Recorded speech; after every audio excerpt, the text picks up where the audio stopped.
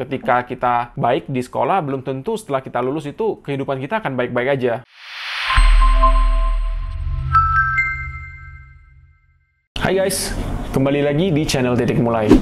Nah, di video kali ini aku ingin men-sharing kepada teman-teman semua bahwa nilai yang tinggi dan kerja keras saja tidak cukup untuk membuat kita sukses. Nah, gimana tuh ceritanya? Biasanya kan kita selalu dituntut untuk kerja keras, ataupun harus rajin, mengambil nilai yang tinggi. Ya, biasalah yang dilakukan di sekolah-sekolah. Tapi ya, aku tidak setuju dengan itu. Kenapa? Kita bisa lihat dari teman-teman kita. Mungkin kalau yang udah lulus, mungkin bisa merasakan. Tapi kalau yang masih sekolah ataupun yang masih kuliah, ya ntar kalian lihat aja sendiri. Aku yakin kalian pasti punya teman yang sangat-sangat rajin. Dan nilainya tuh tinggi banget gitu. Dan fast forward 5 tahun kemudian, mungkin seperti misalnya kalian kuliah itu 5 tahun lalu, dan mungkin sekarang kita lihat orang-orang seperti itu, mereka nggak gimana-gimana gitu. Mereka, maksudnya yang dari saya bilang adalah sekarang ini mereka bukan orang yang memiliki jabatan yang tinggi ataupun kayak bisa dibilang orang yang sudah bermaterial banyak. Padahal itu kan ekspektasi ketika mereka lulus kuliah gitu. Nah, di sini yang akan kita bahas adalah sebetulnya untuk orang-orang ini apanya yang salah, kenapa mereka tidak seperti ekspektasi orang-orang. Aku nggak bilang semua ya, tapi ada beberapa. Kalau yang misalnya yang sukses, ya oke, baik, bersyukur. Tapi buktinya nggak semuanya seperti itu. Ketika kita baik di sekolah, belum tentu setelah kita lulus itu kehidupan kita akan baik-baik aja. Tapi pastinya orang-orang seperti itu biasanya hidupnya tidak buruk. Oke? Nah, jadi apa yang salah setelah mereka lulus? Ini yang saya analisa sendiri tentang teman-teman saya, atau setidaknya orang-orang yang bisa saya jangkau.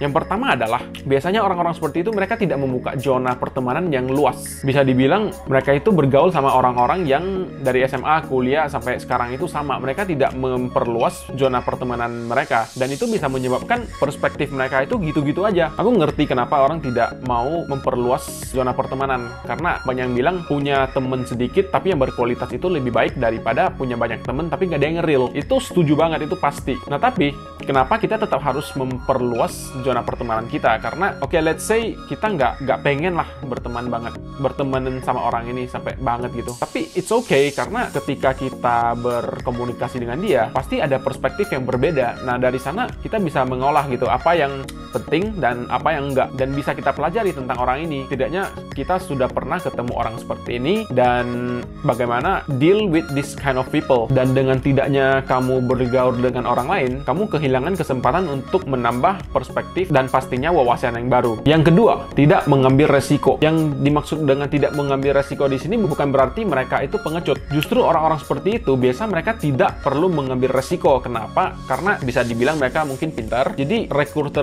perusahaan itu sudah melihat mereka itu appealing lah buat perusahaan-perusahaan. Jadi mereka tidak usah takut bahwa habis kuliah itu mereka nggak ada pekerjaan. Bahkan mungkin mereka dicari gitu kan. Tapi masalahnya adalah ketika mereka punya banyak pilihan, secara logika, termasuk kamu juga, termasuk aku juga, kita akan mencari pilihan yang paling aman pada saat itu. Dan setelah lulus, dan jalan yang paling aman itu adalah pastinya ke perusahaan-perusahaan yang besar dengan gaji yang tinggi. Dan itu sangat logis untuk mereka lakukan. Nah, mungkin di sana mereka akan memasuki zona nyaman. Tapi walaupun mereka masuk ke perusahaan yang besar itu dan akhirnya mereka bosen, mereka tetap aja mereka punya portfolio yang pinter dan kerja keras. Mereka tinggal cari stepping stone yang lain. Mereka bisa pindah-pindah perusahaan dengan gampangnya istilahnya kan. Dan di mindset mereka adalah, ya udah deh, kalau misalnya gua nggak cocok di sini, ya udah gua pindah. Dan akhirnya mereka punya mindset seperti itu, seakan mereka punya waktu yang sangat banyak. Akhirnya mereka berpindah dengan tujuan untuk mencari tempat yang cocok untuk mereka. Tapi alhasil mereka cuma sekeliling di sana aja. Mereka selalu mencari tanpa menemukan jati diri yang sebenarnya gitu.